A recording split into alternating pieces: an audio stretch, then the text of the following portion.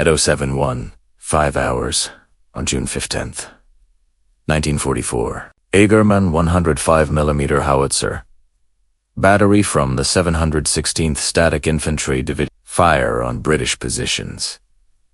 Advancing from Sword Beach near Caen, France. The battery had been in position since dawn. Standard doctrine called for firing 3 to 5 rounds, then immediately relocating before Allied artillery spotters could pinpoint the position. The battery commander gave the order to fire. The gun crews loaded, aimed, and fired 3 rounds each. 12 shells total arced toward the British lines, 3,000 meters away. The batterie commanda called out the order to cease fire and prepare to displace. The crews began their rehearsed drill.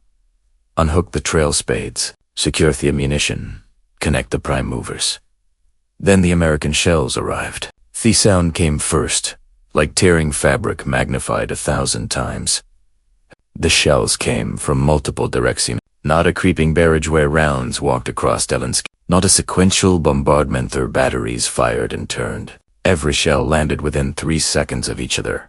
Time on target. The first salvo destroyed the howitzer. The second salvo killed the battery commander and 7 crew members. The third salvo destroyed the ammunition stocks.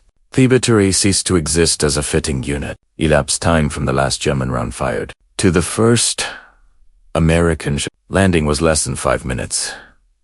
This pattern repeated itself across Normandy. Throughout June and July 1944, German artillery batteries that had operated effectively in Poland, France, and Russia found themselves unable to serve in Normandy. The Americans had developed a counter-battery system that located German guns and delivered mass fires faster than German doctrine said was possible. The problem was not new. Artillery had killed more soldiers than any other weapons since the American Civil War. Finding and destroying enemy artillery batteries, called counterfire, had been the goal of every army for decades. But actually doing it effectively required solving 3 problems that no army had fully answered until 1944. First, you had to locate the enemy guns. Artillery hid behind hills, in forests, in defayed positions where direct observation was impossible. Spotting them required technical methods developed. In World War I, sound ranging used microphones to triangulate gun positions by detecting muzzle blasts. Flash spotting used surveyed observation pists to plot bearing lines to muzzle. Aerial reconnaissance. U.S.-side spotter planes to observe from above. All these methods worked, but slowly. Locating a battery typically required 15 to 30 minutes. By then, if the enemy followed proper displacement procedures, they had moved. Second, you had to calculate firing data for your own gun's range, azimuth elevation, propellantar, all adjusted for wind, temperature, barrel wear, altitude, and propellant temperature. Each gun required separate calculations, even with trained crews. Processing a fire mission for a single battery required 5 to 8 minutes using traditional methods. Third, you had to coordinate multiple batteries. Massing fire from dozens of Afghans onto a single target required careful planning. Traditional methods required units to have identical maps, survey data to precisely locate each battery position, and forward observers with direct communication to each battery independently cumulative, its firing solution, then fired when ready. The entire process, from target identification to shells on target, typically required 30 to 40 minutes for a multi-atter strike. 30 to 40 minutes gave the enemy time to displace. German doctrine emphasized shoot and scoot tactics developed on the Eastern Front. Fire a few rounds. Move to an alternate position. Fire again.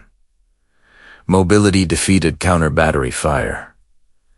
If you kept moving, the enemy shellsways arrived at an empty field. The Americans changed everything. By June 1944, American artillery could deliver mass counter-battery fire within 6 to 9 minutes of target identification, sometimes faster. From the moment Hegerman gun fired to the moment American shells landed on that position, less time elapsed than it took to hook a howitzer to a prime mover.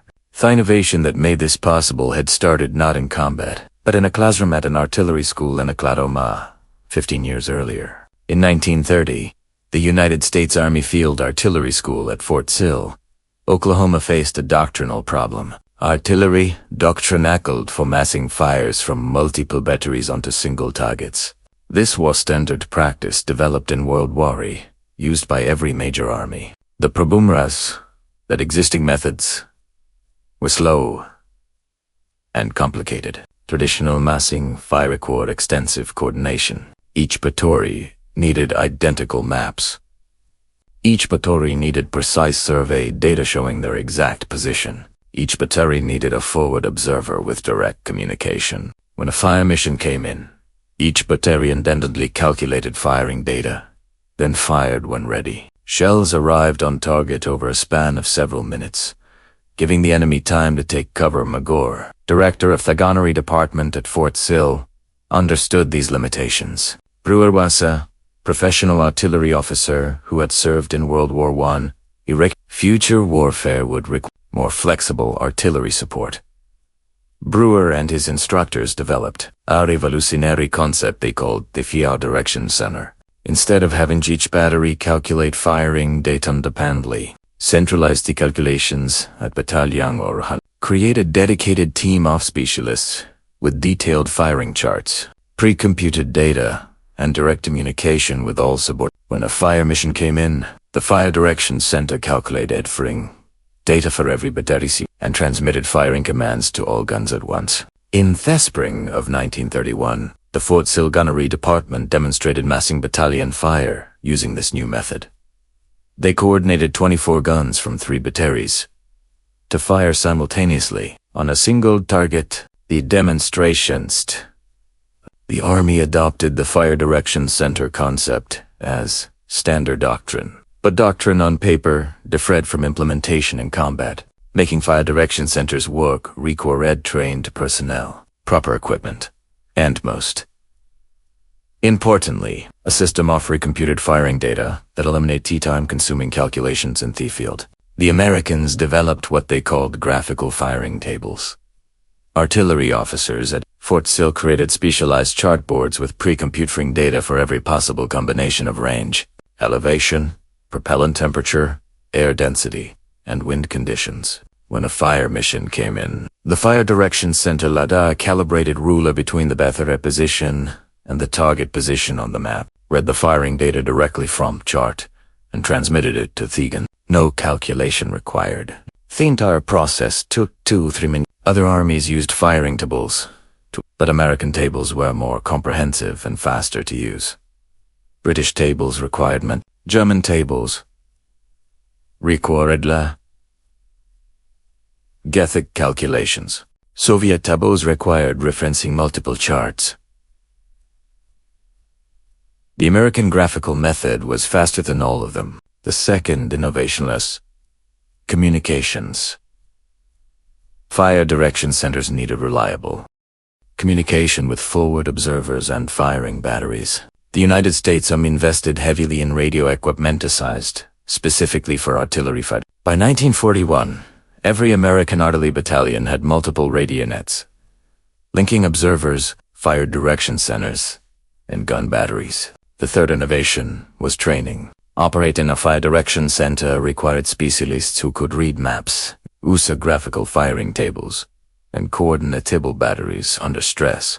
The Army created dedicated training schools for fire direction center personnel. B1943. Every artillery officer and man-enlisted specialists had received fire direction center training. The fourth innovation, the one that most terrorized German artillery crews, was called timing target. The British Army had pioneered this technique during the North African campaign in late 1940 and early 1942, using BBC radio time signals for the Americans developed similar capabilities in England through their fire direction center system. Time on target meant firing multiple batteries, so all shells landed on targets simultaneously.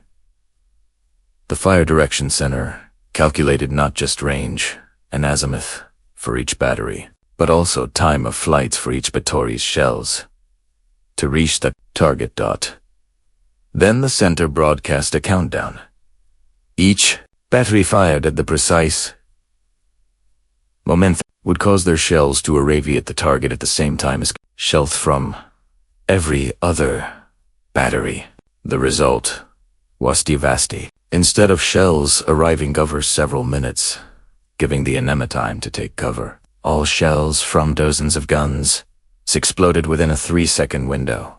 The enemy received no warning. One moment, there was silence. The next moment, a hurricane of steel. The Americans first employed time on target in combat at Guadalcanal in 1943 under General J. Eaton Collins. By Normandy, American forces had refined technique into a system unmatched. By only an American infantry company under fire could call for artillery support and have potentially dozens of guns from across an entire core sector, firing time on target missions within 9 minutes. 9 minutes from initial radio call to shells impacting simultaneously in target. This was not theory. This was standard performance. Repiadulidumen.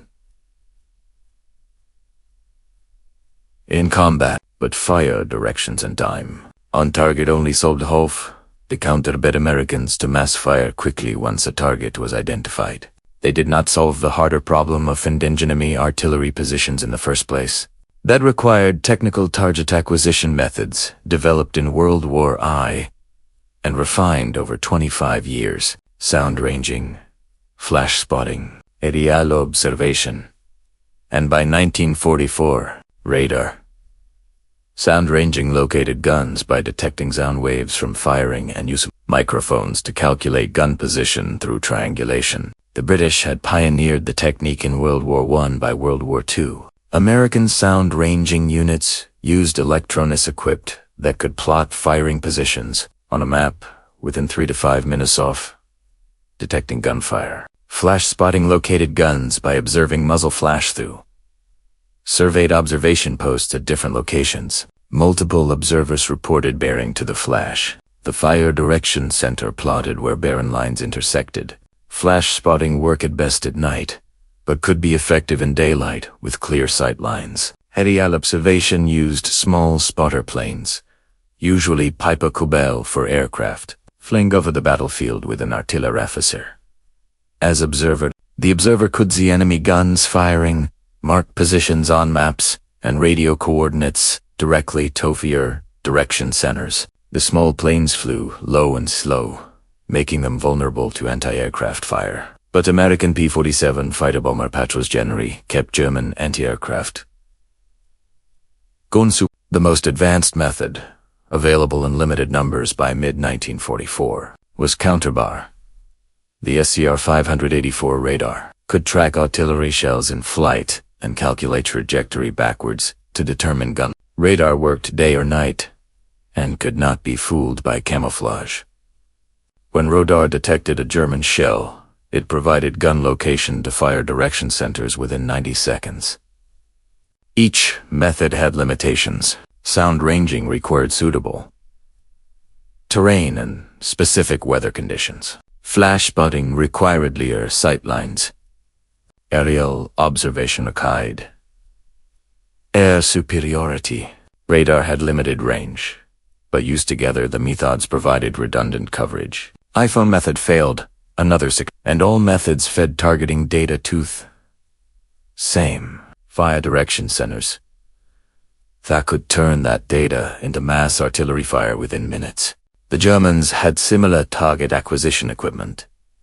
German sound ranging units were German aerial observers were skilled when they could get air. The Germans lacked the integrated system that connected target acquisition to rapid mass fires.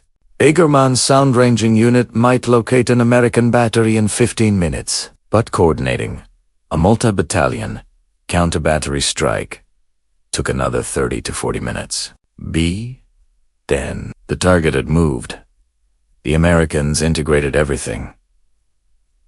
Target acquisition units had direct communication with corps and division fire direction centers. When a target was identified, It entered the sea. The fire direction center assigned available batteries, calculated firing data, and had shells on target within minutes of target acquisition.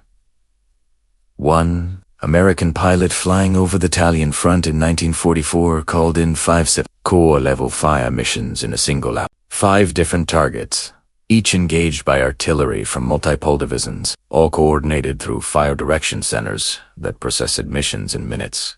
That level of responsiveness was unmatched by any other army. In Normandy, Americans had another advantage. The terrain was relatively compact, the front line relatively concentrated, and American artillery was abundant.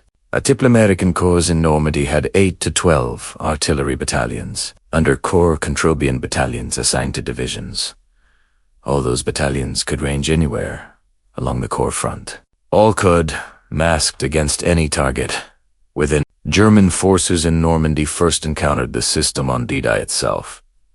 The 716th Static Infantry Division defended the Caen sector, including Sword, Juno, Gold, and portions of Omaha Beach. The division had been weakened by transfers to the Eastern Front.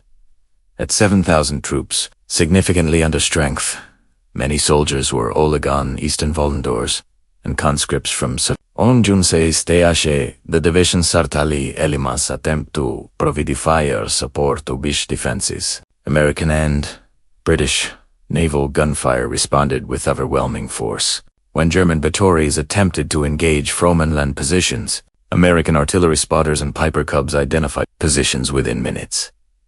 Counterfire followed shortly after. 1. German gun position at resistance point 62 manned by personnel from both 716th Static Infantry Division in the 352nd Infantry Division. Coordinate artillery. Fire. 4. Howitzer. 5 kilometers inland at Hoodville. American destroyer gunfire and counter battery strike systematical disperse these positions. Truth. Day. The 352nd Infantry Division holding defensive positions near St. Lo and Carentan had been brought into Normandy by Rommel in March 1944. At full approximately 12,000 men. The division's artillery regiment faced the full weight of American counter-bomb abilities from the first day of the invasion. Field Marshal Irwin Ronald, commanding Army Group B, had recognized before the invasion that Allied material superiority would be decisive. In situation reports to Commander-in-Chief West. During early July 1944, Ram explicitly noted the enemy's enormousness of material, above all, artillery and tanks. His reports to headquarters out and Y.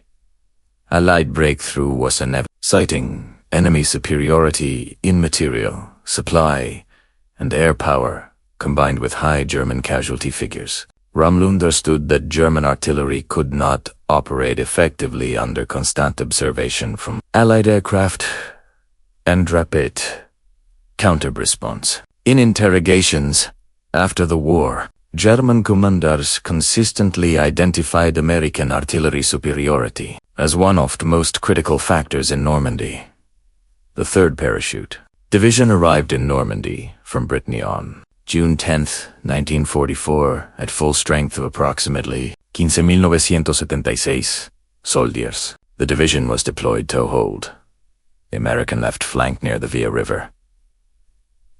Within weeks, the division's artillery had suffered devastating losses from American counter-fire, while specific daily casualty figures are not documented in available records. The division's after-action reports noted that American counter-fire was arriving so rapidly that standard displacement trost were ineffective. During the battle for Hill 192 outside St. Lo in July 1944, American artillery demonstrated the full capability of their fire direction center system. The 2nd Infantry Division alone fired up to 20 time on-target missions per night to keep defenders off balance. German prisoners of war consistently remarked during interrogations about the heavy volume of American fire they had experienced.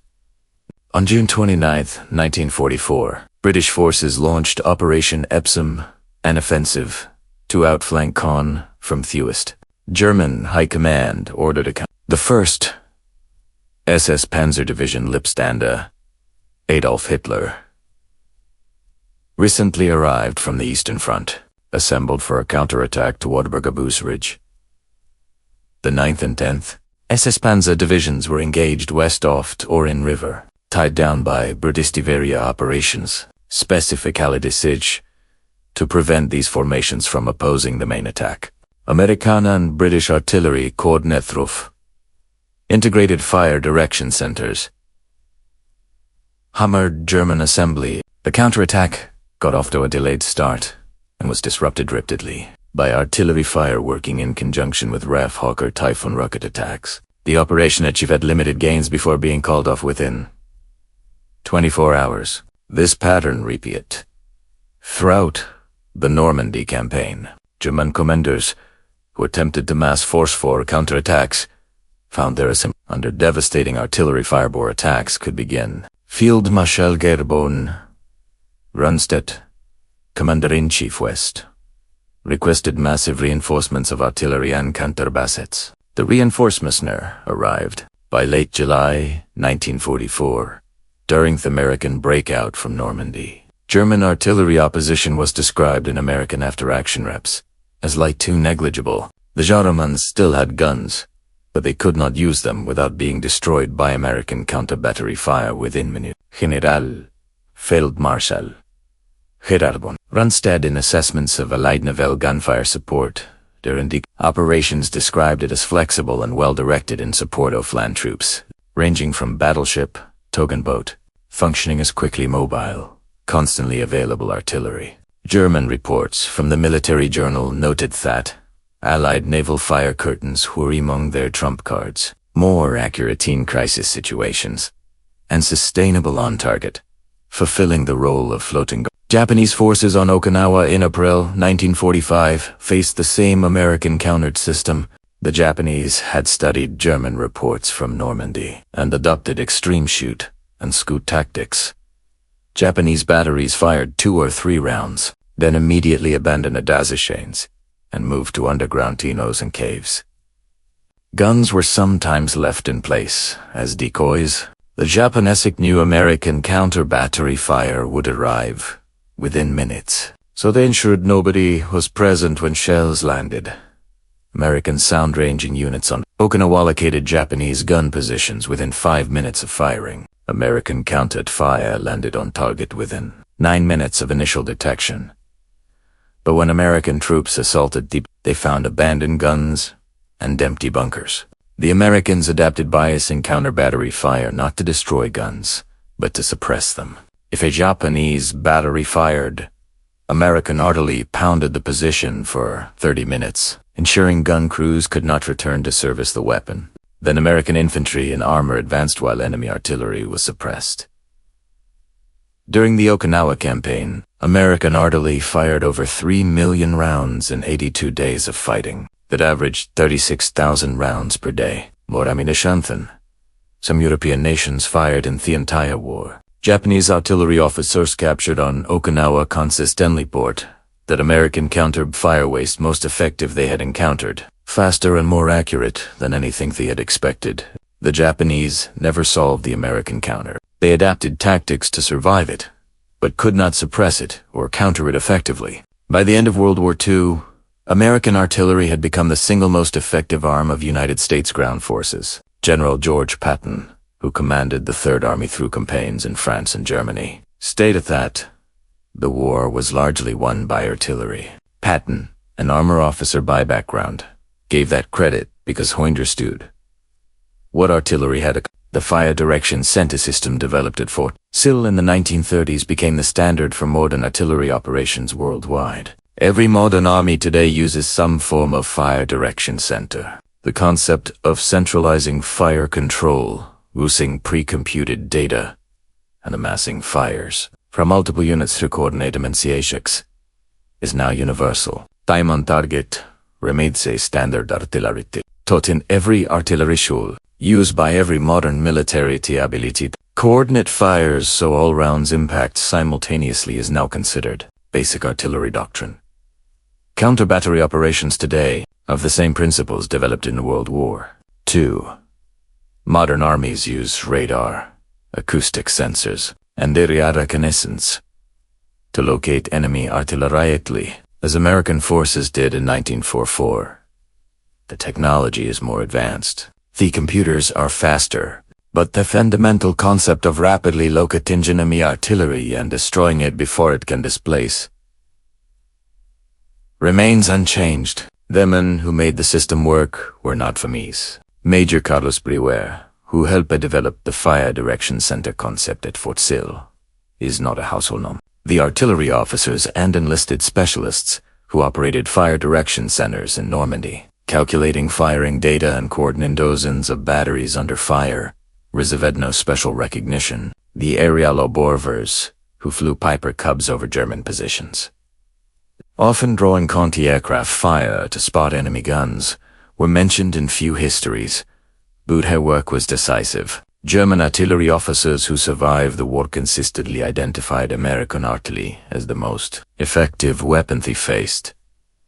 General Hans Eberbach, commander of 5th Panzer Army in Normandy, noted in interrogations that American artillery superiority was overwhelming. German reports consistently emphasized that American could bring down fire on any German position within minutes, and that German counter-efforts were ineffective as American guns displaced too quickly and were too numerous to suppress. The 28th Field Artillery Battalion, assigned to the 8th Infantry Division, fired over 40,000 rounds during the Normandy campaign. The battalion's fire direction center coordinated hundreds of fire missions.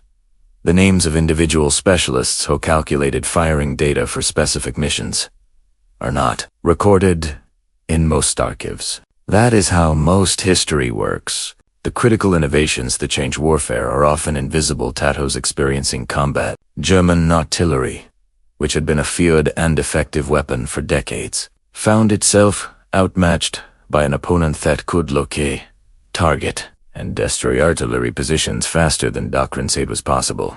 American forces advanced with artillery support that was accurate and overwhelming. By late July 1944, German commanders in Normandy consistently reported that American artillery superiority was one of the decisive factors preventing successful defense or counterattack.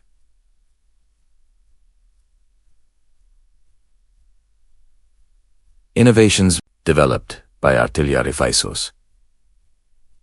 In Oklahoma, in 1931, refined through years of training and doctrine developed, implemented by thousands of soldiers and fire direction centers across every American artillery unit, proved decisive in the largest military campaign in American history. The system worked not because of individual genius, but because of systematic integration of technology, doctrine, training, and communications into a coordinated whole that no other army could match.